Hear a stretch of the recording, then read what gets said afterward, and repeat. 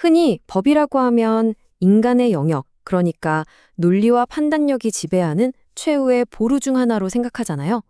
그런데 말이죠. 만약 인공지능, AI가 이 영역의 규칙을 완전히 새로 쓰고 있다면 어떨까요? 오늘은 바로 그 이야기, AI와 법이 만나 일으키는 이 거대한 변화, 리걸테크에 대해 속속들이 파헤쳐 보겠습니다. 이런 질문 한번 던져볼게요. 여러분의 다음 변호사가 AI가 될 수 있을까요? 좀 공상과학 영화 같은 소리처럼 들리시나요? 하지만 이 질문은요, 더 이상 먼 미래의 이야기가 아니라 바로 우리 앞에 놓인 현실입니다. 그리고 오늘 우리가 탐구할 주제의 가장 핵심적인 질문이기도 하죠. 이 모든 변화의 중심에는 바로 리걸테크가 있습니다. 이름 참 직관적이죠? 말 그대로 법률, 리걸과 기술, 테크놀로지가 합쳐진 말이에요. 예를 들면 수백 페이지짜리 복잡한 계약서를 단 몇 초 만에 분석해 준다거나 내 상황에 딱 맞는 변호사를 스마트폰 앱으로 찾아주는 것처럼요. 기술을 이용해서 법률 서비스의 높은 문턱을 확 낮추고 모두에게 더 나은 경황을 주는 것. 네, 그게 바로 리걸테크의 핵심입니다. 사실 이 리걸테크라는 게 하루아침에 뚝 떨어진 개념은 아니에요. 그 뿌리를 따라가 보면 생각보다 꽤 깊은 곳에서부터 시작됐거든요. 자, 그 여정을 저와 함께 한번 따라가 보시죠. 모든 건 1970년대로 거슬러 올라갑니다. 그땐 정말 단순했어요. 그냥 두꺼운 법전, 판례집을 컴퓨터 파일로 옮기는 그런 디지털화 작업이었죠. 그러다가 1999년에 미국에서 큰 변화가 생깁니다. 일반인들도 클릭 몇 번으로 간단한 법률 문서를 만들 수 있는 서비스가 등장하면서 대중화의 길이 열린 거예요. 그리고 진짜 게임 체인저는 2017년에 나타났습니다. 바로 인간의 언어를 놀랍도록 잘 이해하는 트랜스포머라는 AI 모델이 등장한 거죠. 이 기술 덕분에 AI는 이제 단순히 키워드를 검색하는 수준을 넘어서 복잡한 법률 문맥을 이해하고 심지어 추론까지 하는 단계로 발전하고 있습니다. 반면에 우리나라, 대한민국의 리걸테크 여정은 그리 순탄치만은 않았습니다. 2014년에 변호사와 소비자를 이어주는 다리 같은 플랫폼이 처음 생겨났지만 곧바로 거대한 규제의 벽과 마주해야 했죠. 정말 수년간의 치열한 갈등 끝에 2023년 법무부의 입장 변화로 마침내 숨통이 좀 트이는 전환점을 맞이했고요. 그리고 이제는 AI라는 아주 강력한 엔진을 달고 새로운 길을 향해 나아가고 있는 그런 상황입니다. 자, 그렇다면 바로 지금 이 순간 AI는 변호사의 책상 위를 그리고 법정의 풍경을 어떻게 바꾸고 있을까요? 이제 더 이상 미래가 아닌 현실이 된 AI 파트너의 모습을 한번 들여다보겠습니다. 실제로 한 현직 변호사님이 이런 말을 했어요. AI를 쓰는 건요, 마치 보조 변호사 한 명을 옆에 두고 일하는 느낌이에요. 이 말이 정말 많은 걸 시사하죠. 이제 AI는 그냥 정보나 찾아주는 단순한 도구가 아니라 함께 생각하고 협업하는 동료로 진화하고 있다는 뜻이니까요. 이 숫자, 240, 이게 뭐를 의미하는 숫자일까요?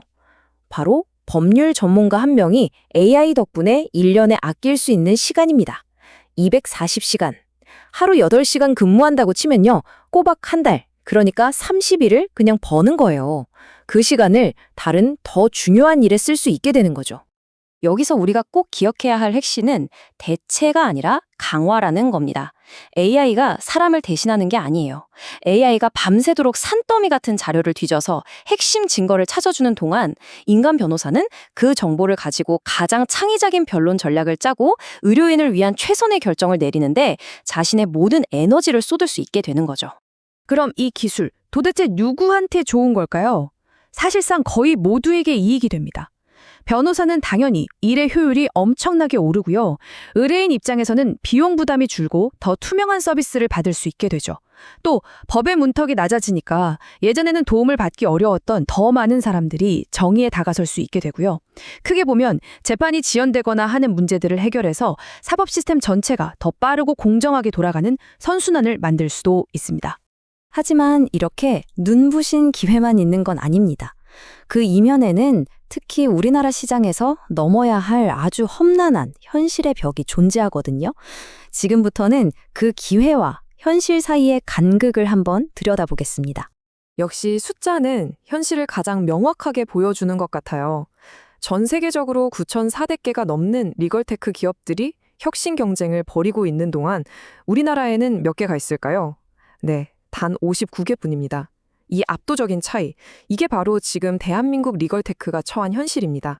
그러니까 이게 바로 한국 리걸테크가 빠진 딜레마인 거죠. IT 강국이라는 세계 최고 수준의 로켓 엔진을 가지고 있으면서도 낡은 규제라는 아주 무거운 쇠사슬에 묶여서 날아오르지 못하는 형국이랄까요? 변호사법과의 끊임없는 충돌 문제, 또 스타트업의 혁신 의지를 꺾어버릴 수 있는 각종 규제들이 바로 그 쇠사슬입니다.